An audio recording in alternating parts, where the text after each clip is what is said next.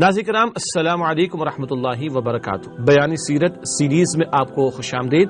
الحمدللہ نبی مکرم صلی اللہ علیہ وسلم کے حیات طیبہ کا قدم بقدم ہم مطالعہ کر رہے ہیں، اور گزشتہ نشست میں آپ کو یاد ہوگا کہ قتال فی سبیل اللہ، اس کا مرحلہ جو نبی کریم صلی اللہ علیہ وسلم کے حیات طیبہ میں آیا، اس کا ابتدائی ذکر ہوا، قتال کی اجازت کا عطا ہونا، قتال کی فرضیت کا آنا، اور غزوہ بدر سے قبل باقاعدہ 8 مہمات جن میں 4 غزوات اور 4 سرایہ ہیں، اس کا تذکرہ پچھلی نشست میں آپ کے سامنے رکھا گیا تھا۔ تو نیچرلی آج بات جب ہم بڑھائیں گے آگے تو غزوہ بدر ہی کا تبصرہ آج آپ کے سامنے رکھنا مقصود ہے، اور ذہن میں رکھیے کہ سن 2 ہجری کے حوالے سے اب مطالعہ ہمارے سامنے ہے۔ سن 2 ہجری کا اہم ترین جو ایک واقعہ ہے وہ غزوہ بدر کا پیش آیا جانا، اور چند اور واقعات بھی جن کو مختصراً آج کے پروگرام میں بالکل آخر میں ہم آپ کے سامنے رکھیں گے۔ تو آج ہم جیسے کہ ذکر ہوا کہ غزوہ بدر کے تعلق سے کلام کریں گے، اور آپ کے علم میں کہ ہمیشہ سب سے پہلے قرآن اور صاحب قرآن اس تعلق سے چند آیات آپ کے سامنے رکھی جاتی ہیں۔ آئیے سب سے پہلے ان چند آیات کا مطالعہ آپ کے سامنے رکھتے ہیں۔ قرآن اور صاحب قرآن صلی اللہ علیہ وآلہ وسلم کے تعلق سے پہلے جو چند آیات آپ کے سامنے رکھ رہے ہیں، یہ سورہ محمد کی ابتدائی چند آیات ہیں، آیت نمبر 4 سے آیت نمبر 7 تک صلی اللہ علیہ وسلم۔ سورہ محمد کا ایک اور نام سورہ قتال بھی ہے، اور جہاں سورۃ البقرہ ہجرت کے بعد نازل ہوئی ہے، سورہ محمد کا نزول بھی ہوا ہے صلی اللہ علیہ وسلم غزوہ بدر سے پہلے، چنانچہ اس میں بھی چند اہم ہدایات پہلے عطا کی جا چکی ہیں۔ آئیے ان آیات کا مطالعہ کریں۔ ارشاد ہوا فَإِذَا لَقِيتُمُ الَّذِينَ كَفَرُوا فَضَرْبَ الرِّقَابِ حَتَّى إِذَا أَثْخَنْتُمُوهُمْ فَشُدُّوا الْوَثَاقَ فَإِمَّا مَنًّا بَعْدُ وَإِمَّا فِدَاءً حَتَّى تَضَعَ الْحَرْبُ أَوْزَارَهَا ذَلِكَ وَلَوْ يَشَاءُ اللَّهُ لَانتَصَرَ مِنْهُمْ وَلَكِنْ لِيَبْلُوَ بَعْضَكُمْ بِبَعْضٍ والذین قتلوا فی سبیل اللہ فلن یضل اعمالهم سیہدیہم ویصلح بالہم ویدخلهم الجنۃ عرفها لهم یا ایھا الذین آمنوا ان تنصروا اللہ ینصرکم ویثبت اقدامکم۔ یہ آیات سورہ محمد صلی اللہ علیہ وسلم، آیات 4 تا 7۔ آئیے ان کا ترجمہ کرتے ہیں۔ ارشاد ہوا پس جب تم لوگ کفر کرنے والوں سے ٹکراؤ تو گردنیں مارو، یہاں تک کہ جب انہیں اچھی طرح کچل لو تو جکڑ کر باندھو، اس کے بعد یا تو احسان کرو یا فدیہ لو، یہاں تک کہ لڑائی اپنے ہتھیار رکھ دے، یہ ہے تمہارا کام۔ اور اگر اللہ چاہتا تو خود ہی ان سے انتقام لے لیتا، لیکن وہ چاہتا ہے کہ تم میں سے بعض کو بعض کے ذریعے آزمائے، اور جو لوگ اللہ کی راہ میں قتل کیے جائے اللہ ان کے اعمال کو ہرگز ضائع نہ کرے گا، اللہ ان کی رہنمائی کرے گا اور ان کا حال درست کرے گا، اور ان کو جنت میں داخل کرے گا جس سے ان کو واقف کرا چکا ہے۔ اے اہل ایمان، اگر تم نے اللہ کی مدد کی تو اللہ تمہاری مدد کرے گا اور تمہارے قدم ثابت رکھے گا۔ بہت ساری باتیں ان چند آیات میں۔ پہلی بات، ٹکرانے کا حکم آ رہا ہے، اب قتال کی اجازت بھی آ گئی، قتال کا حکم بھی آ گیا، تو اب ٹکرائے جانے کے حوالے سے ذہناً بھی تیار کر دیا گیا اور عملی میدان کا دروازہ بھی کھولا جا رہا ہے۔ خوب ان کی کمر توڑی جائے، مشرکین کی خوب کمر توڑ دی جائے، اور ان کی جنگی صلاحیت ختم کر دی جائے کہ اب لڑنے کے قابل نہ رہیں، تو پھر ان سے فدیہ لے کر چھوڑ دینا، یعنی قیدی بنایا گیا ہو تو احسان کر کے چھوڑ دینا، فدیہ لے کر چھوڑ دینا، اس کا حکم بھی عطا ہوا۔ بتایا گیا اللہ خود قادر ہے، مگر عالم ظاہر میں اہل ایمان کا ٹکراؤ اہل باطل سے ہوگا، اور یوں اللہ ایمان والوں کو آزماتا ہے، چنانچہ اللہ نے چاہا کہ عالم ظاہر میں یہ ہو کر رہے گا۔ فرمایا کہ جو اللہ کی راہ میں جنگ کریں گے کہ اللہ حالات کو سنوار دے گا، اللہ ان کے اعمال کو درست فرما دے گا، اور ان کو جنت میں داخل کرے گا جن سے اللہ واقف کرا چکا ہے۔ جنت کے حوالے سے ایڈریس اہل جنت کو پتا ہوگا۔ آج تو ہم گوگل کا میپ استعمال کرتے ہیں نا، اور ہماری گاڑی ہم چلاتے رہتے ہیں اور وہاں سے انسٹرکشنز آ جاتی ہیں۔ یہ اہل جنت کو فیڈ کر دیا جائے گا، وہ سیدھے اپنے مقام پر اپنے ایڈریس پر پہنچیں گے۔ سبحان اللہ، اللہم انا نسألک جنت الفردوس، اے اللہ ہم تجھ سے جنت الفردوس کا سوال کرتے ہیں۔ ایک اور اہم بات، ایمان والو تم اللہ کی مدد کرو گے اللہ تمہاری مدد کرے گا۔ اللہ کی مدد کیا ہے؟ اس کے دین کی نصرت کرنا، اس کے دین کی سربلندی کے لیے محنت کرنا۔ اور اب صحابہ کرام ہجرت کے بعد کس مرحلے میں آ گئے ہیں؟ اللہ کی راہ میں جان تک پیش کرنے کا مرحلہ۔ تم اللہ کے دین کی سربلندی کے لیے محنت کرو گے، اللہ تمہاری مدد فرمائے گا اور تمہارے قدموں کو مضبوطی عطا فرما دے گا۔ ایمان والوں کو ابھارا جا رہا ہے غلبہ دین کی جد و جہد کے اعتبار سے۔ اگلا مقام جو ایک اور ہم نے منتخب کیا وہ سورہ محمد صلی اللہ علیہ وسلم کی آیت نمبر 20 ارشاد ہوا فَإِذَا أُنزِلَتْ سُورَةٌ مُحْكَمَةٌ وَذُكِرَ فِيهَا الْقِتَالُ رَأَيْتَ الَّذِينَ فِي قُلُوبِهِم مَّرَضٌ يَنظُرُونَ إِلَيْكَ نَظَرَ الْمَغْشِيِّ عَلَيْهِ مِنَ الْمَوْتِ۔ یہ سورہ محمد صلی اللہ علیہ وسلم کی آیت نمبر 20 منافقین کے طرز عمل کا تذکرہ آ رہا ہے۔ ارشاد ہوا، ترجمہ، تو جب کوئی محکم صورت نازل کی جاتی ہے اور اس میں قتال کا ذکر ہوتا ہے تو تم دیکھتے ہو کہ جن لوگوں کے دلوں میں بیماری ہے وہ تمہاری طرف اس طرح دیکھتے ہیں جیسے وہ شخص دیکھتا ہے جس پر موت کی غشی طاری ہو رہی ہو۔ اب قتال کا میدان سجے گا، جھوٹے دعوے دار جو ہے ایمان کے، یہ منافقین، ان کا پول کھلے گا، یہ فرار اختیار کریں گے، کھڑے کھوٹے کا فیصلہ ہو جائے گا۔ اللہ تعالیٰ آزمائشوں کی بھٹیوں میں ڈال کر لوگوں کو آزمائے گا تاکہ کھڑے کھوٹے کا فیصلہ ہو جائے۔ اب یہ میدان جنگ سجنے لگا ہے، بدر کا ذکر بھی آیا چاہتا ہے آج کی نشست میں۔ اب قتال کا مرحلہ حیات نبوی صلی اللہ علیہ وسلم میں پیش آ رہا ہے، تو وہ جو منافقین کلمہ تو پڑھتے تھے مگر دل سے ایمان نہیں لائے تھے، وہ دنیا کی محبت میں ڈوب کر دین سے پیچھے ہٹے تھے، فرار اختیار کر رہے تھے، اب ان کا پول کھلے گا ان میدانوں کے سجنے کے نتیجے میں۔ آخری آیت جس کا انتخاب کیا گیا سورۃ الانفال کی آیت نمبر 39 ہے۔ سورہ انفال آیت 39 میں اللہ تعالیٰ فرماتے ہیں وَقَاتِلُهُمْ حَتَّى لَا تَكُونَ فِتْنَةٌ وَيَكُونَ الدِّينُ كُلُّهُ لِلَّهِ۔ یہ سورہ انفال کی آیت نمبر 39 اور نوٹ کیجئے گا ناظرین کرام، سورۃ الانفال میں اللہ نے تفصیلی تبصرہ عطا فرمایا غزوہ بدر کا، اس کی چند آیات کا کچھ حاصل بعد میں آپ کے سامنے مزید بھی ہم رکھیں گے انشاءاللہ تعالی۔ تو سورۃ الانفال میں غزوہ بدر پر تبصرہ ہے، اور ہمارے پاکستان میں جو مختلف بورڈز کے تحت میٹرک کے ایگزامز ہوتے ہیں ان میں سورہ انفال بھی موجود ہے۔ سورۃ الانفال ہے، سورۃ الاحزاب ہے، سورۃ الممتحنہ ہے، یہ صورتیں سلیبس کے اندر الحمدللہ بہرحال اب بھی موجود ہیں۔ تو سورہ انفال آیت نمبر 39 میں اللہ تعالیٰ نے قتال کے مقصد کو واضح کیا، ارشاد ہوا وَقَاتِلُوهُمْ حَتَّى لَا تَكُونَ فِتْنَةٌ وَيَكُونَ الدِّينُ كُلُّهُ لِلَّهِ۔ ترجمہ، اور ان سے لڑو یہاں تک کہ فتنہ نہ رہے اور ہو جائے نظام کل کا کل اللہ کے لیے۔ یہ فتنہ کیا ہے؟ وہ حالات جن میں اللہ کی کامل بندگی ممکن نہ ہو۔ مکہ مکرمہ میں تو مشرکین مکہ نے مسلمانوں کو اتنا مجبور کیا کہ ہجرت پر مجبور کر ڈالا، اب ان کو خطہ زمین میں اثر آ رہا ہے، وہاں ان کی جماعت تیار ہو چکی ہے، اب ان کو قتال کی اجازت پھر حکم عطا ہوا اس فتنے کے خاتمے کے لیے تاکہ اللہ کی کامل بندگی ممکن ہو سکے۔ تو ایک اہم مقصد قتال کا کیا ہے؟ فتنے کا خاتمہ۔ نمبر 2 وَيَكُونَ الدِّينُ كُلُّهُ لِلَّهِ، دین کل کا کل اللہ کے لیے ہو جائے، دین نظام زندگی۔ اللہ نے اسلام جو مجھے اور آپ کو عطا فرمایا وہ صرف چند موڈس اور ورچوئل ریچولز کا نام نہیں ہے، وہ صرف چند عبادات کا مجموعہ ہی نہیں، عبادات اہم ہیں، نماز، زکوٰۃ، روزہ، حج تو ارکان اسلام ہے، ان کی کوئی اہمیت کا انکار نہیں کر سکتا، البتہ جہاں یہ ارکان یعنی ستون اہم ہے وہ پورے دین کی عمارت بھی تو اہم ہے۔ انفرادی زندگی میں بھی اللہ کے احکامات پر عمل ہو، اجتماعی زندگی میں بھی اللہ کے احکامات پر عمل ہو، کیوں؟ اللہ نے دین مکمل فرما کر دیا۔ قرآن کہتا ہے سورہ مائدہ آیت نمبر 3 میں الیوم اکملت لکم دینکم، آج کے دن میں نے تمہارے لیے تمہارے دین کو مکمل فرما دیا۔ قرآن تقاضا کرتا ہے سورۃ البقرہ آیت نمبر 208 میں ادخلوا فی السلم کافہ، اسلام میں پورے کے پورے داخل ہو جاؤ۔ تو یہ پورے کے پورے دین میں داخلے کے لیے دین کا غلبہ ضروری ہے، رب کی زمین پر اس کے احکامات کا نفاذ ضروری ہے، تب پورے دین پر عمل ہو سکے گا۔ تو قتال کا ایک اہم مقصد شرائط کے ساتھ ہے، اور جب اس کے تقاضے تب ہے مگر ہے، وہ اس کا مقصد کیا بیان ہوا؟ وَيَكُونَ الدِّينُ كُلُّهُ لِلَّهِ، کہ دین نظام زندگی سسٹم آف لائف پورے کا پورا وہ اللہ سبحانہ وتعالی کے لیے ہو جائے۔ یہ ناظرین کرام 3 آیات کا مطالعہ کسی درجے میں آپ کے سامنے رکھا گیا قرآن اور صاحب قرآن صلی اللہ علیہ وآلہ وسلم کے عنوان سے۔ اب آئیے مطالعہ سیرت جو ہمارا مرکزی حصہ ہوتا ہے پروگرام کا، اس کے تحت قدم بقدم مطالعہ جو آگے بڑھ رہا ہے۔ آج سن 2 ہجری ماہ رمضان 17 تاریخ کو پیش آنے والے معرکے یعنی غزوہ بدر کا تذکرہ آج ہمارے پیش خدمت نظر ہے، جو ہم آپ کی خدمت میں پیش کریں گے انشاءاللہ تعالی۔ سب سے پہلی بات، اس غزوہ بدر کا سبب کیا بنا، اس کے پیچھے 1 یا 2 باتیں بہت بنیادی سمجھ لینے کی ضرورت ہے۔ سریہ نخلا کے دوران مسلمانوں کے ہاتھوں قرشی کافر عمر بن حضرمی مارا گیا۔ یہ آپ کو یاد ہوگا پچھلی نشست میں 4 غزوات اور 4 سرایا کا ذکر ہوا تھا، ایک سریہ نخلا بھی تھا، اور اس سریہ نخلا میں ایک مشرک مسلمانوں کی جھڑپ ہو گئی مشرکین کے ساتھ، اور وہ مشرک قتل ہو گیا، عمر بن حضرمی اس کا نام تھا۔ ایک ضمنی سی بات نوٹ کیجئے گا مگر اہم، جب عمر کے بعد واو لگا ہو تو اس کو بعض لوگ عمرو پڑھ دیتے ہیں، اور وہ کہانیاں بھی ہمیں یاد آ جاتی ہیں، وہ مناسب نہیں ہے۔ یہ عمرو نہیں پڑھا جاتا بلکہ عمر پڑھا جاتا ہے، عین پر زبر پڑھیں گے، میم ساکن کریں گے۔ عمر بن حضرمی اس شخص کا نام تھا، یہ قتل ہوا مسلمانوں کے ہاتھوں۔ اس پر ایک واویلا مچا، اس پر ایک تفسیرہ اللہ نے قرآن میں عطا فرمایا سورۃ البقرہ میں، اور سیرت کی کتابوں میں اس کا مطالعہ کیا جا سکتا ہے، اس تفصیلی تبصرے کا یہاں اس وقت موقع نہیں ہے۔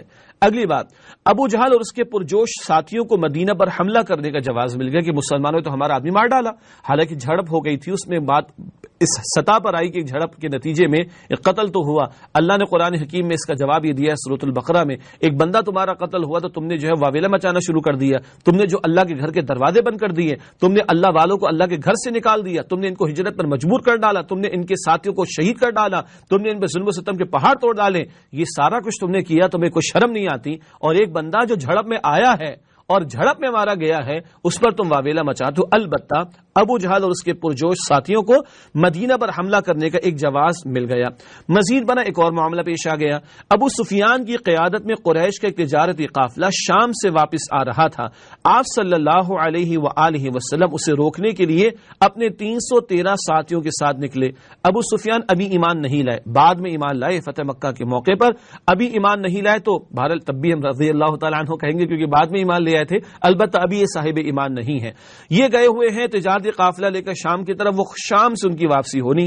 اور جو پچھلی نشست میں ذکر آیا تھا وہ رحلۃ الشتاء والصیف، وہ جو سردی گرمی کی تجارت اور ان کے سفر چلتے تھے مشرکین مکہ کے، اس لائف لائن پر ان قافلوں پر نگرانی رکھنا شروع کر دی نبی صلی اللہ علیہ وسلم نے۔ 8 مہمات جس میں 4 غزوات 4 سرایا کا معاملہ ہو چکا۔ اب اس مرتبہ جب یہ قافلہ واپس آئے گا، خوب تجارت کر کے آ رہا ہے، تو اللہ کے نبی صلی اللہ علیہ وسلم نے اس کو روکنے اور اس پر ہاتھ ڈالنے کے لیے 313 ساتھیوں کو لے کر نکلنے کا ارادہ کیا۔ بالفعل آپ نکلے۔ مزید نوٹ کیجئے گا، یہ اقدام خود اللہ کے رسول نے کیا صلی اللہ علیہ وسلم۔ جب تک طاقت نہیں تھی صبر کیا 13 برس تک، اب ہاتھ کھول دیے گئے، جنگ کی اجازت دے دی گئی، اب خود نکلے ہیں اور خود اللہ کے نبی علیہ الصلوۃ والسلام ان راستوں پر اپنے صحابہ کو کھڑا کر رہے ہیں۔ یہ صرف ڈیفینسو نہیں ہے، یہ اوفینسو بھی ہے، یہ صرف دفاعی نہیں ہے معاملہ، یہ اقدامی بھی ہے۔ یہ صرف اپنے ہاتھوں کو باندھے رکھنے کی بات اب نہیں ہے، بلکہ ہاتھ کھول دیے گئے اللہ کی طرف سے، تو اب آگے بڑھ کر حملہ کرنے کی بات بھی ہو رہی ہے۔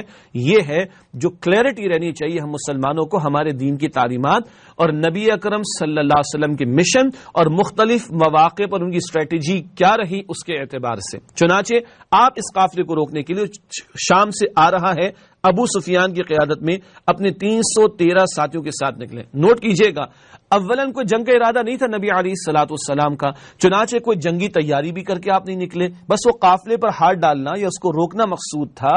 تو 313 کو تو لے کے نکلے، مگر کوئی جنگ کا باقاعدہ ارادہ نہیں ہے۔ یہ نقطہ بڑا قیمتی ہے، آگے بھی چل کر ابھی کام آئے گا انشاءاللہ۔ ابو سفیان نے ہنگامی طور پر امداد کے لیے مکہ پیغام بھیجا اور مکہ سے کیل کانٹے سے لیس ہو کر 1000 کا لشکر مدینہ پر حملے کے لیے نکل پڑا۔ ابو سفیان نے فوراً ایک کال دی، SOS کال دی، اور وہاں سے وہ تو پہلے تیار بیٹھے تھے، ہمارا ایک بندہ مار دیا اور جواز ویسے مل چکا، اب ان کا اور خون کھولا ہوگا، ہمارے تجارتی قافلے پر جو ہے وہ حملہ کرنے کا ارادہ ہے مسلمانوں کا۔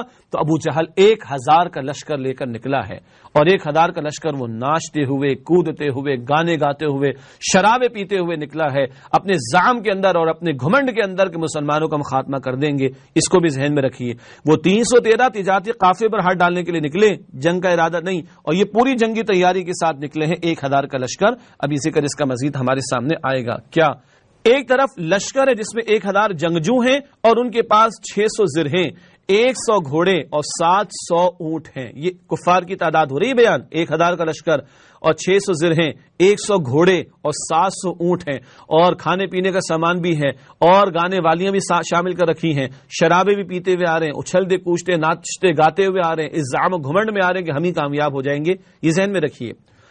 دوسری طرف قافلہ ہے جس کے ساتھ صرف 40 محافظ ہے۔ کون سا قافلہ؟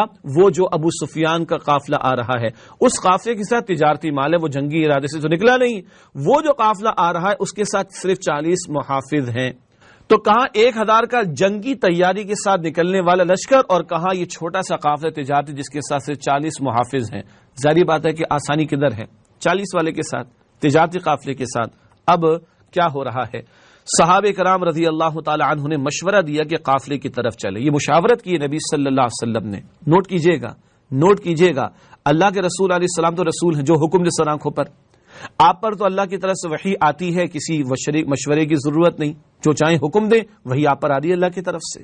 مگر اللہ کے نبی علیہ السلام نے مشورے کی سنت کو جاری کیا، باوجود اس کے کہ آپ پر اللہ کی طرف سے وحی کا ہر مرحلے پر نزول ہوتا تھا۔ نمبر 2، آپ اللہ کے پیغمبر اور رسول ہیں، جو چاہیں حکم دے سب نے ماننا ہے۔ اس سب کے باوجود آپ علیہ السلام مشوروں سے معاملات کو طے فرمایا کرتے تھے۔ یہ مشورے کی سنت آپ نے امت کو عطا فرمائی ہے۔ صحابہ کرام رضی اللہ عنہم اجمعین نے مشورہ دیا کہ قافلے کی طرف چلیں۔ ظاہری بات ہے کہ ان میں میجورٹی وہی ہے، سب لوگ وہی ہیں جو اخلاص نیت کے ساتھ آئے ہیں۔ میجورٹی کا لفظ میں نے کیوں استعمال کیا؟ ان کی رائے یہ ہوگی کہ کوئی جنگی حاجت تو ہے نہیں، اور ایسا کوئی انہوں نے ابھی چھیڑا بھی ہمیں نہیں ہے کہ ہم باقاعدہ کو جنگ کا معاملہ ان کے ساتھ کریں، نہیں، اول ہم کو جنگ کی تیاری اور ارادے کے ساتھ نکلیں، تو بڑی نیک نیتی کے ساتھ تجارتی قافلے کی طرف چلنے کی رائے پیش ہوئی۔ اللہ اور نبی اکرم صلی اللہ علیہ وسلم کی منشا تھی کہ ابو جہل کے قافلے سے ٹکراؤ ہو، اور یہ بات سورہ انفال کے شروع میں آتی ہے۔ اللہ سبحانہ وتعالیٰ فرماتے ہیں وہاں پر تم چاہتے تھے جس میں کیل کانٹا نہ لگے وہ قافلہ تمہیں مل جائے، لیکن اللہ کیا چاہتا تھا؟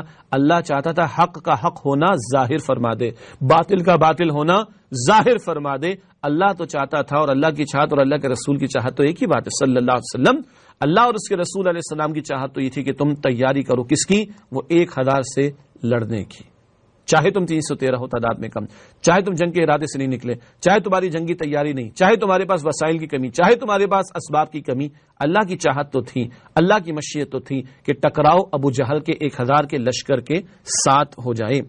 حضرت ابوبکر صدیق رضی اللہ تعالی عنہ، حضرت عمر بن خطاب رضی اللہ تعالی عنہ اور حضرت مقداد بن عمر رضی اللہ تعالی عنہ مجمعین کی ایمان افروز تقاریر ہوئیں۔ صدیق نے بھی کہا، فاروق نے بھی کہا رضی اللہ تعالی عنہما، اللہ کے پیغمبر جو حکم دے ہم حاضر ہیں۔ لیکن یہ مہاجرین صحابہ تھے، اللہ کے نبی علیہ السلام کی نگاہ انصار کی طرف تھی، جو یہ وعدے اور ارادے کر کے آئے تھے کہ جہاں آپ حکم دیں گے ہم آپ کے ساتھ حاضر، جیسے اپنی جان اور اپنے بچوں اور اپنے گھر والوں کی حفاظت کرتے ہیں، اے پیغمبر مصطفیٰ صلی اللہ علیہ وسلم ایسے ہی ہم آپ کی بھی حفاظت کریں گے۔ چنانچہ انصار بھی کھڑے ہوئے اور مقداد بن عمر بھی کھڑے ہوئے رضی اللہ تعالی عنہ، اور ان صحابہ انصاری صحابہ نے بھی بڑی پرجوش تقریریں کی، اللہ کہ رسول علیہ الصلوۃ والسلام ہمیں موسیٰ علیہ السلام کے ساتھیوں پر قیاس نہ کیجیے گا۔ موسیٰ علیہ السلام کے ساتھیوں نے تو کہہ دیا تھا، سورہ المائدہ آیت نمبر 24 میں ذکر ہے، فَاذْهَبْ أَنْتَ وَرَبُّكَ فَقَاتِلَا إِنَّا هَاهُنَا قَاعِدُونَ، موسیٰ آپ جائیے، آپ کا رب جائیے، جا کے قتال کیجیے، ہم تو یہیں بیٹھ رہیں گے۔ اس کے برعکس اے نبی علیہ الصلوۃ والسلام حکم دے، اللہ آنکھوں کی ٹھنڈک آپ کو ہمارے ذریعے سے عطا فرمائے گا، ہم تو پانی کے حوالے بھی، سمندر کے حوالے بھی اپنے گھوڑے تیار کر دینے کو تیار ہیں۔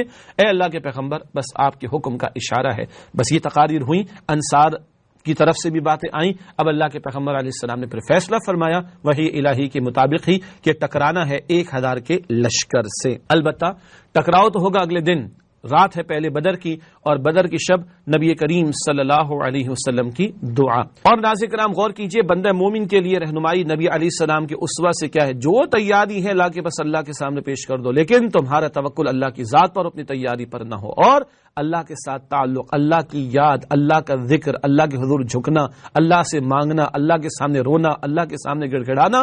یہ شب بدر میں رسول اللہ کا رونا اور گڑ گڑانا سنیے صلی اللہ علیہ وسلم۔ عرض کی اللہ اکبر۔ اور ناظرین کرام یہ حوصلہ صرف اللہ کے رسول کا تھا صلی اللہ علیہ وسلم۔ یہ الفاظ میرا خیال ہے، گمان ہے کسی اور میں ہمت نہیں تھی، یہ اللہ کے رسول کا حوصلہ۔ ذرا الفاظ پہ غور کیجئے، اے اللہ تو نے مجھ سے جو وعدہ کیا ہے اسے پورا فرما دے، اے اللہ میں تجھ سے تیرے عہد اور تیرے وعدے کا سوال کر رہا ہوں۔ اللہ نے بھی تو کہا وبشر الصابرین، اللہ نے بھی تو کہا ینصرکم، اللہ تمہاری مدد کرے گا، اللہ صبر کرنے والوں کے ساتھ ہے۔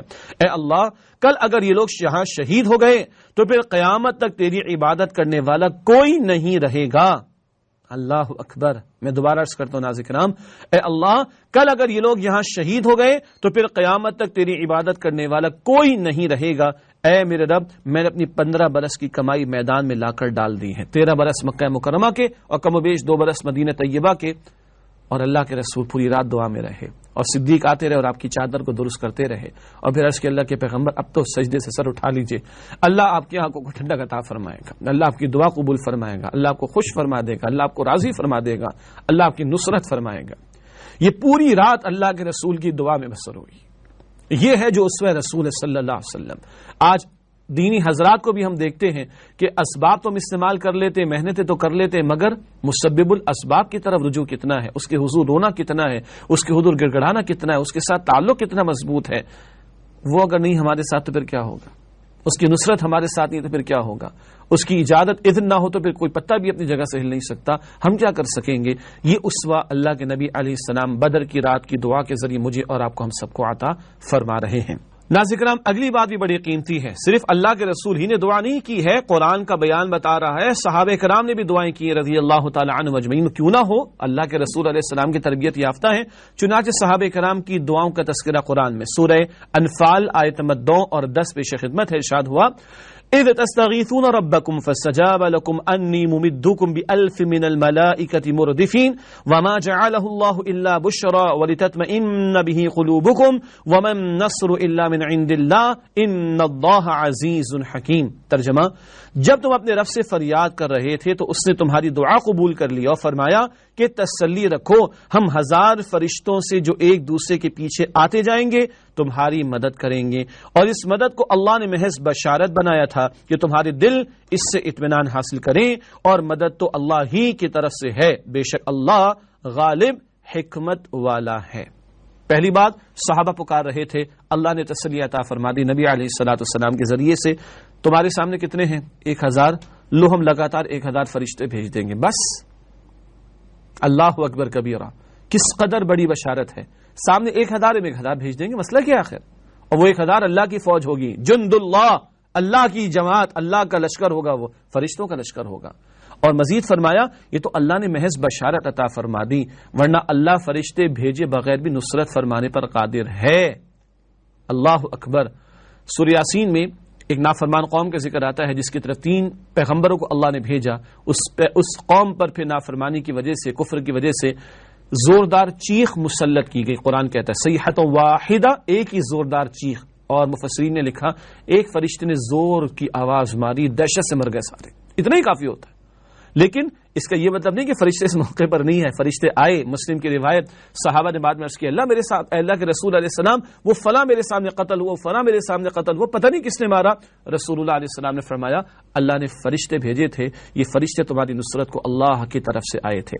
ناظرین کرام، اس کے بعد اور کیا کیا نصرت آئی اس پر کلام کریں گے وقفے کے بعد. امید ہے ہمارے ساتھ رہیں گے انشاءاللہ. السلام علیکم ورحمۃ اللہ وبرکاتہ.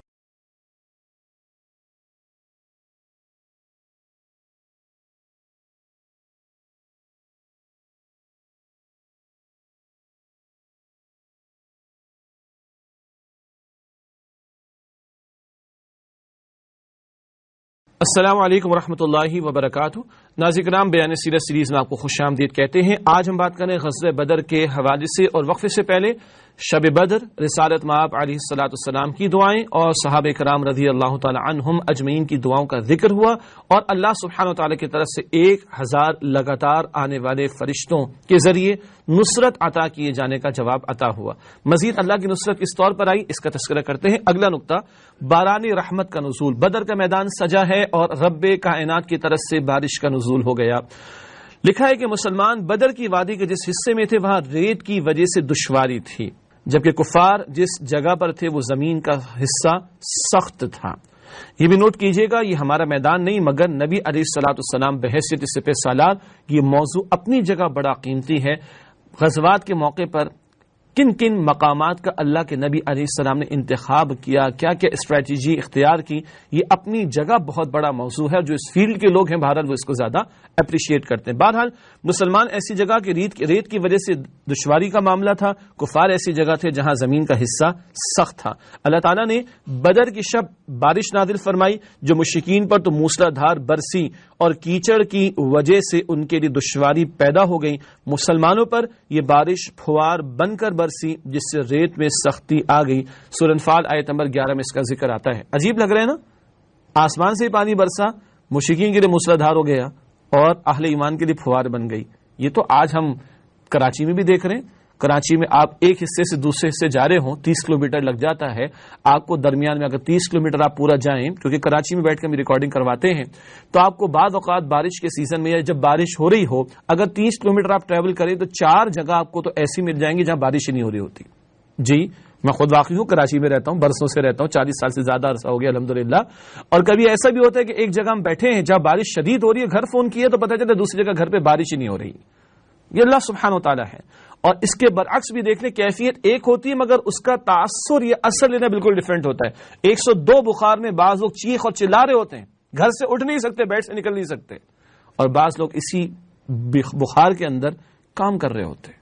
ہے تو 102 کا ٹیمپریچر، ڈیپینڈ تاثیر ڈفرینٹ ہو جاتی ہے، اور اثر ڈالنے والی ذات، مؤثر حقیقی ذات وہ اللہ سبحانہ و تعالی۔ کیا ہوا؟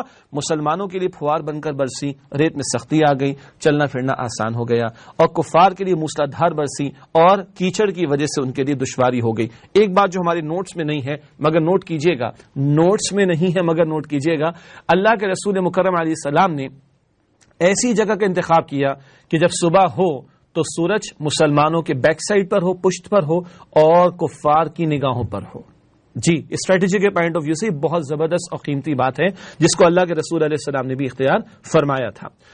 ناظرین کرام، اب بدر کے مارکے کی باقاعدہ گفتگو ہم کر رہے ہیں۔ 17 رمضان المبارک سن 2 ہجری کو بدر کا معرکہ اور اللہ کی نصرت کا ظہور ہوا۔ رمضان المبارک میں تو روزوں کی فرضیت ہے، صحابہ روزہ رکھ کر نکلے تھے، رسول اللہ نے روزہ توڑوایا ہے، اور اب اللہ کی راہ میں کھڑے ہو کر جنگ کرنے کا موقع آ رہا ہے۔ سبحان اللہ، 2 ہجری میں رمضان مبارک کے روزوں کی فرضیت آ گئی تھی، صحابہ روزے سے نکلے تھے، لیکن اللہ کے رسول نے روزہ توڑوا دیا۔ جی، اور نکلے اولن کہاں تھے؟ تجارتی قافلے پر ہاتھ ڈالنے کے لیے۔ ہمارا خیال ہے کہ رمضان بس روزہ رکھا ہوا ہے تو سونے کا نام ہے اور آگے پیچھے کھانے پینے کا نام ہے، آل یو کین ایٹ پوری رات چلتا رہتا ہے۔ اللہ کے رسول علیہ السلام کے دور کا رمضان ہمیشہ متحرک نظر آتا ہے، متحرک نظر آتا ہے، ایکٹیویٹڈ نظر آتا ہے، وہاں آپ کو حرکت نظر آتی ہے۔ تو یہاں البتہ لڑنے کا موقع آ گیا تو روزہ توڑوایا گیا ہے تاکہ جنگ کرنے کے اندر کسی طور پر بھی کوئی کمی رہ نہ جائے مسلمانوں کی طرف سے۔ بہرحال اللہ سبحانہ و تعالیٰ کی نصرت کا ظہور ہوا، مسلمانوں نے آگے بڑھ بڑھ کر مشرکین پر حملے شروع کیے۔ اولن 3 اس طرف سے 3 اس طرف سے آئے ہیں اور مبارزت پیش کی گئی، تم سامنے سے ہم اس طرف سے آتے ہیں۔ سیدنا علی ہے ایک طرف سے رضی اللہ تعالی عنہ، اور اسی طرح 2 اور صحابہ کرام آپ کے ساتھ، اور سامنے سے اب بڑے خاندان کے لوگوں کو بلایا گیا ہے، یا انہوں نے کہا کسی بڑے خاندان والے کو بھیجو، تو قریش سے سیدنا علی رضی اللہ تعالی عنہ بھی گئے ہیں۔ بہرحال وہاں اولن یہ مبارزت کا معاملہ 1 to 1 3 افراد کا معاملہ ہوا، اور اس کے بعد ایک عام گھمسان کا رنگ پڑا ہے، اور پھر باقاعدہ جنگ ہوئی ہے، اور مسلمانوں نے آگے بڑھ بڑھ کر مشرکین پر حملے کیے۔ آپ صلی اللہ علیہ وسلم نے ایک مٹھی کنکریوں کی قریش کی طرف پھینکی، مشرکین میں سے کوئی بھی نہیں تھا جس کی آنکھیں، نتنے اور منہ ان کنکریوں سے محفوظ رہا ہو، اور اس کا نتیجہ کیا نکلا؟ آنکھوں میں گئی بھگدڑ مچ گئی، اور اس بھگدڑ کے نتیجے میں گاجر مولی کی طرح کاٹے گئے، قتل کیے گئے یہ مشرکین مکہ۔ اور قرآن نے کیا کہا سورہ انفال آیت نمبر 17 میں؟ وما رمیت اذ رمیت ولکن اللہ رمی، اے نبی مٹی آپ نے نہیں پھینکی، مٹی اللہ نے پھینکی۔ اللہ اکبر۔ رسول اللہ میدان بدر میں موجود صلی اللہ علیہ وسلم، رحمت للعالمین بدر کے میدان میں کھڑے، جی جنگ ہو رہی ہے، رحمت للعالمین کھڑے صلی اللہ علیہ وآلہ وسلم۔ یہ بھی اسوہ رسول کا حصہ یاد رکھنا چاہیے۔ تو اللہ کہتا ہے نبی آپ نے مٹی نہیں پھینکی، حالانکہ اللہ کے رسول موجود ہے، آپ نے ہاتھ میں مٹی اٹھائی، آپ نے پھونک ماری ہے، اللہ کہتا ہے آپ نے نہیں پھینکی، اللہ نے پھینکی۔ اس سے پہلے الفاظ ہیں سورہ انفال آیت نمبر 17 میں، فلم تقتلوہم ولکن اللہ قتلہم، مسلمانوں تم نے انہیں قتل نہیں کیا بلکہ اللہ نے انہیں قتل کیا ہے۔ اللہ اکبر۔ مسلمان موجود، جو بھی چند تلواریں چند گھوڑے تھے ان کے پاس موجود تو ہیں، کوئی لکڑی اٹھا کر لے آیا ہے، موجود تو ہیں میدان میں، اللہ کہتا ہے تم نے قتل نہیں کیا، میں نے قتل کیا۔ سبحان اللہ۔ ناظرین کرام، قرب الہی اور روحانیت کا اس سے بڑھ کر مقام اور رتبہ کیا ہوگا؟ بندہ عمل کر رہا ہے اور اللہ فرما رہا ہے تو نہیں کر رہا، میں کر رہا ہوں، تم نے قتل نہیں کیا، اللہ فرماتا ہے میں نے قتل کیا۔ نبی مٹی آپ نے نہیں پھینکی، اللہ فرماتا ہے میں نے پھینکی صلی اللہ علیہ وآلہ وسلم۔ یہ معرکہ مشرکین کی شکست فاش اور مسلمانوں کی فتح مبین پر ختم ہوا، واضح فتح اللہ نے عطا فرمائی۔ آگے ذکر کریں گے یوم الفرقان، اللہ نے اس کو قرار دیا حق اور باطل میں واضح فرق کر دینے والا دن، بدر کا دن 17 رمضان المبارک۔ اور نوٹ کیجئے گا اسلامی لشکر میں کل 313 افراد اور صرف 8 تلواریں، 2 گھوڑے اور 70 اونٹ تھے۔ وہاں 1000 کا لشکر، سینکڑوں ان کے پاس اونٹ موجود ہیں، 100 گھوڑے موجود ہیں، سینکڑوں زرے موجود ہیں، ادھر 313 افراد، صرف 8 تلواریں، صرف 2 گھوڑے، صرف 70 اونٹ ہیں۔ کیوں؟ اول جنگ کے ارادے سے نکلے نہیں تھے، مگر ڈیسائیڈنگ فیکٹر کیا ہے؟ وہاں 1000 ناشتے کودتے ساری تیاری کے ساتھ، ادھر تقریباً نہتے ہیں، ادھر اللہ ان کے ساتھ ہے۔ جی، دس از اے ڈیسائیڈنگ فیکٹر۔ اللہ ایمان والوں کے ساتھ ہے، اللہ ان کی پشت پناہی پر ہے، اللہ ان کا کار ساز ہے، اللہ کی معیت ان کو حاصل ہے، اللہ کی حمایت ان کو حاصل ہے، اللہ کی نصرت ان کو حاصل ہے۔ یہ ہے ڈیسائیڈنگ فیکٹر۔ فضائے بدر پیدا کر، فرشتے تیری نصرت کو اتر سکتے ہیں گردوں سے قطار اندر قطارت بھی۔ بہرحال مشرکین کو شکست فاش ہوئی ہے، اور اس غزوہ میں 14 مسلمان شہید ہوئے اور مشرکین کے 70 آدمی مارے گئے اور 70 قید کیے گئے، 70 میں ابو جہل بھی شامل۔ اور جب قتل ہوا تو اللہ کے پیغمبر علیہ الصلوۃ والسلام نے فرمایا کہ آج اس امت کا فرعون قتل ہوا ہے، آج اس امت کا فرعون قتل ہوا۔ ابو جہل کے قتل ہونے پر آپ نے کہا اور بھی بڑے بڑے سردار ان کے قتل ہوئے، اور اللہ کے رسول نے بتایا تھا فلاں یہاں قتل ہوگا، فلاں یہاں قتل ہوگا، فلاں یہاں قتل ہوگا۔ موٹیویٹ کیا اللہ کے نبی علیہ الصلوۃ والسلام نے صحابہ کرام کو رضی اللہ تعالیٰ عنہم اجمعین۔ 13 صحابہ یہی میدان بدر میں شہید ہوئے، ایک صحابی زخمی تھے، بعد میں ان کا پھر یعنی شہادت کا معاملہ ہوا۔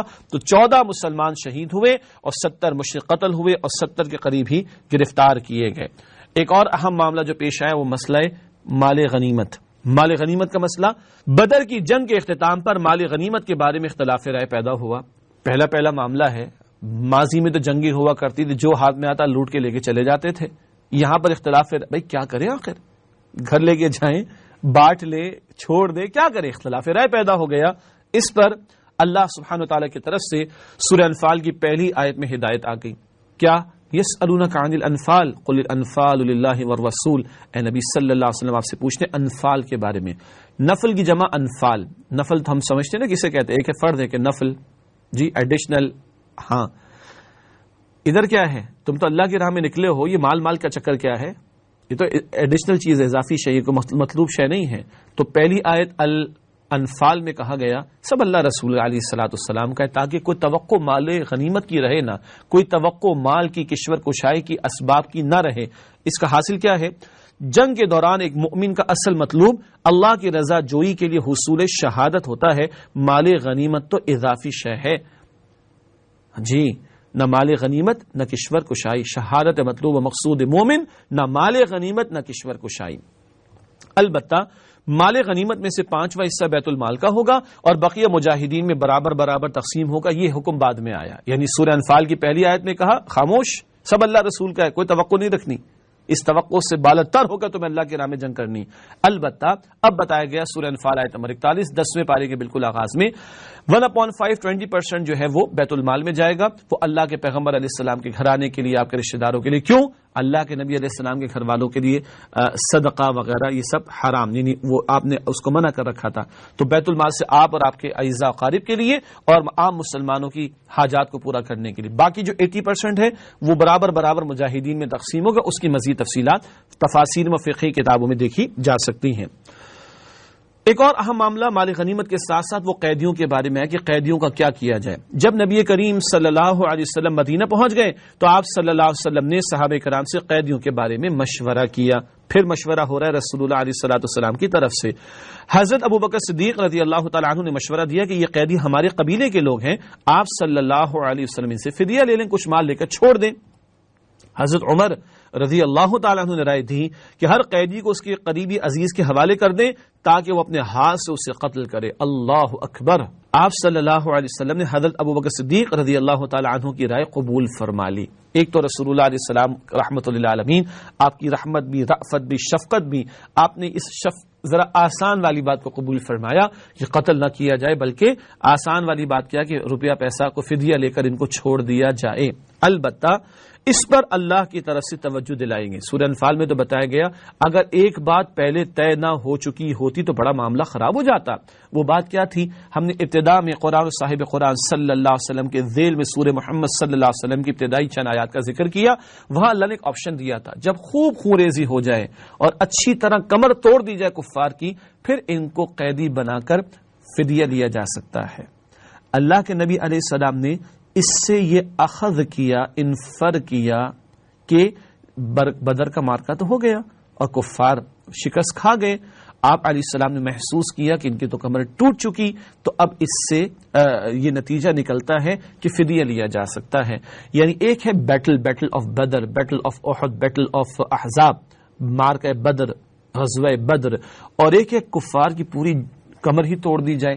اللہ کے نبی علیہ السلام نے اس کمر توڑ دینے کے تعلق سے جو اجازت تھی اس کو اپنی شفقت کی بنا پر یوں لیا کہ بھئی ان کی شکست تو ہو چکی ہے تو فدیہ لیا جا سکتا ہے۔ تو یہ ایک بات سورہ محمد صلی اللہ علیہ وسلم میں ذکر پہلے ہو چکی تھی، اس تعلق سے اللہ نے پھر توجہ دلا دی۔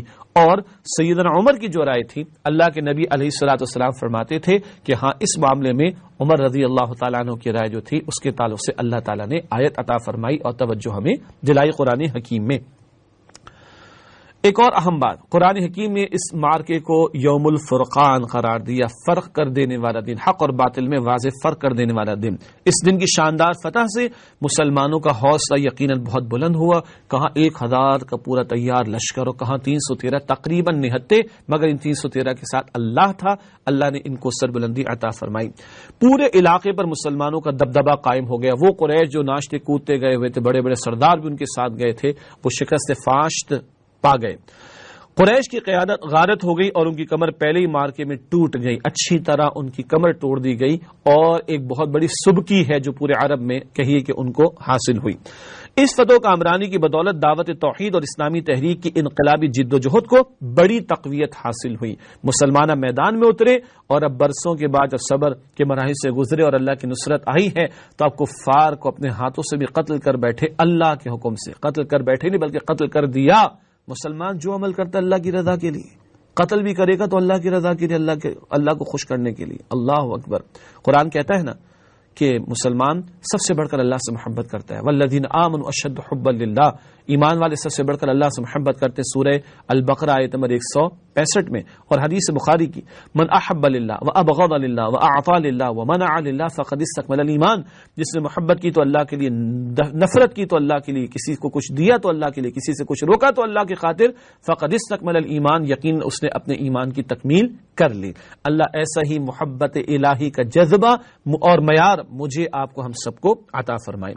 پورے عرب پر یہ بات ظاہر ہو گئی کہ حق پر کون ہے اور اللہ کی نصرت و حمایت کس کے ساتھ ہے، کھل کر یہ بات سامنے آ گئی۔ اس لیے اس دن کو قرآن نے سورہ انفال میں یوم الفرقان کہا ہے، وہ دن جو حق اور باطل کو فرق کر دینے والا دن ہے۔ ایک قرآن اپنے آپ کو فرقان کہتا ہے نظری طور پر، اور یہ قرآن یوم الفرقان کہتا ہے بدر کے دن کو عملی طور پر۔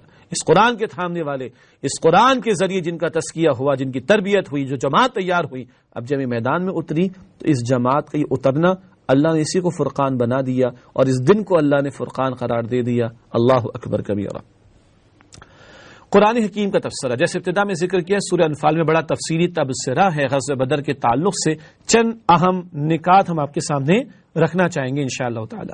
غزوہ بدر کے تعلق سے قرآن حکیم میں سورہ انفال نازل ہوئی، جیسے کہ میں نے ذکر کیا۔ چند اہم نکات، مسلمانوں کی نظر ان کی کوتاہیوں اور اخلاقی کمزوریوں کی طرف مبذول کرائی گئی جو ان میں فی الجملہ باقی رہ گئی تھی۔ ابھی پہلا باقاعدہ معرکہ ہے اور ابھی تربیت سے اور گزرنا ہے مسلمانوں کو، تو جن کمزوریوں کو محسوس ہوا کہ نظر آ رہی ہیں ان پر توجہ دلائی گئی۔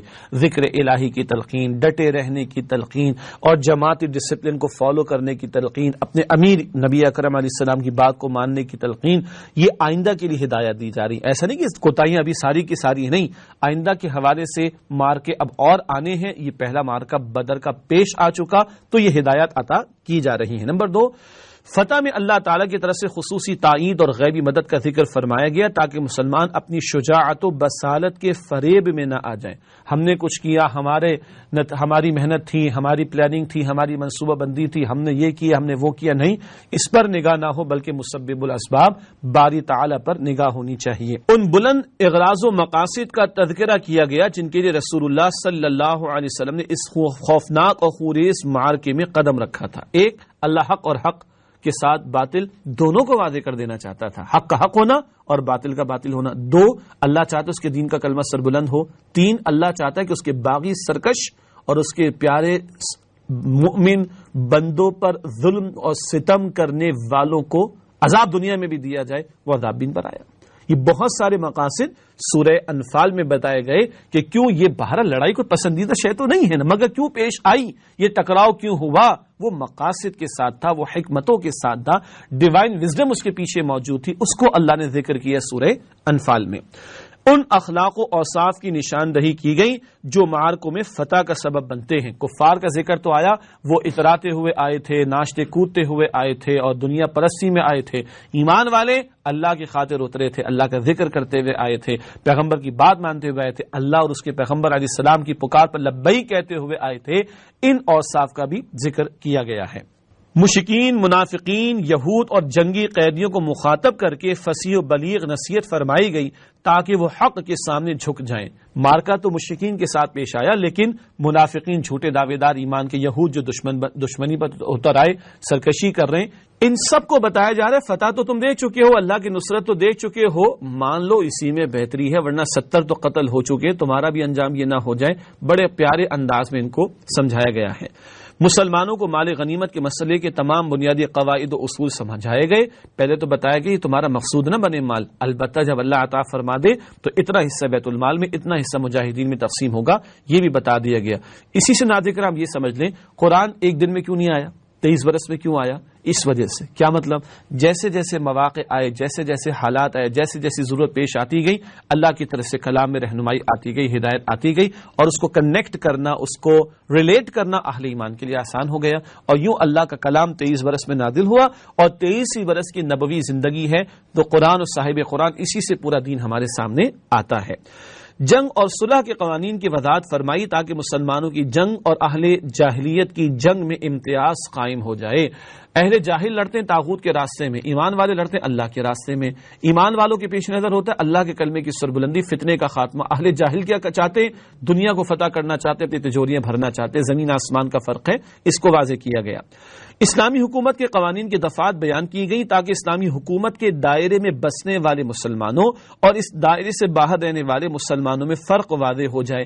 کچھ وہ منافقین تھے جو اب مدینہ طیبہ دارالاسلام بنتا چلا جا رہا ہے اور وہ باہر دوسرے قبیلوں یا علاقوں کے اندر ہیں، تو ان کے بارے میں کہا جا رہا ہے جب تک ہجرت کر کے ادھر نہیں آ جاتے وہ تمہارے واقعتاً بھائی نہیں بن سکتے۔ تو یہ دائرے اب بنتے چلے جا رہے ہیں۔ کہاں مسلمانوں کو تمکن اور غلبہ اور اختیار مل چکا ہے اور ان کی حکمرانی ایک درجے میں قائم ہونے لگی ہے، اور کچھ وہ لوگ ہوں گے جو ان سے باہر ہوں گے، تو ان اندر والوں کا باہر والوں کے ساتھ کیا تعلق ہو، کیا تعلق نہ ہو، بہت اہم رہنمائی سورہ انفال میں ہمیں عطا کی گئی ہے اس تعلق سے۔ ناظرین کرام، ایک درجے میں غزوہ بدر کا تبصرہ آج کی نشست میں مکمل ہوا چاہتا ہے، البتہ چند اور اہم متفرق واقعات جو اسی سن 2 ہجری میں ہمارے سامنے آتے ہیں دور نبوی میں صلی اللہ علیہ وسلم، وہ آپ کے سامنے رکھنا چاہیں گے تاکہ وہ جو ہم کہتے ہیں نا قدم بقدم سیرت النبی صلی اللہ علیہ وسلم کا مطالعہ، ایک درجے میں تمام اہم نکات، یہ تمام اہم واقعات ہمارے سامنے آ جائیں۔ سن 2 ہجری 17 رمضان، جیسے کہ ذکر ہوا بدر کا معرکہ پیش آیا۔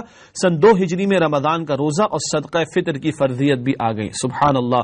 اور یہ وہ پہلا سال ہے جب مسلمانوں نے روزے رکھے، فرض روزے، اور 17 رمضان کو روزے سے تھے، روزہ توڑوا کر پھر جنگ کا معاملہ شروع ہوا ہے، جیسے کہ پہلے بات ذکر کی جا چکی۔ تو پتہ چلا روزوں کی فرضیت کا معاملہ سن 2 ہجری میں ہوا، اور صدقہ فطر بھی، صدقہ فطر آ رہا ہے تو عید الفطر بھی آئے گی، اور عید الفطر کا ذکر بھی آپ کے سامنے رکھیں گے ابھی انشاءاللہ۔ زکوٰۃ کے مختلف نصابوں کا تعین کر دیا گیا، سونے کا نصاب ہے، چاندی کا نصاب ہے، اسی طریقے پر جانوروں کا نصاب کیا بنے گا، کتنے اونٹوں پر کتنے اور زکوٰۃ کے طور پر دینے پڑیں گے، کتنی بکریوں پر کتنی بکریاں، اینڈ سو آن، یہ بھی تعین ہوا۔ زکوٰۃ کا حکم قرآن دیتا ہے، نصابوں کی تفصیل نبی مکرم علیہ الصلوۃ والسلام نے عطا فرمائی ہے۔ شوال 2 ہجری پہلی عید الفطر، سبحان اللہ، یہ کیسی عید الفطر ہے وہاں پر؟ جی فرض روزے بھی آ گئے سن 2 ہجری، بدر کا معرکہ بھی آ گیا، یوم الفرقان قرار پایا، اللہ والوں نے اللہ کے کلمے کی سربلندی کے لیے حق ادا کیا، اللہ والوں نے اللہ کی تکبیر کو بلند کرنے کے لیے اپنی جان تک لڑا دی۔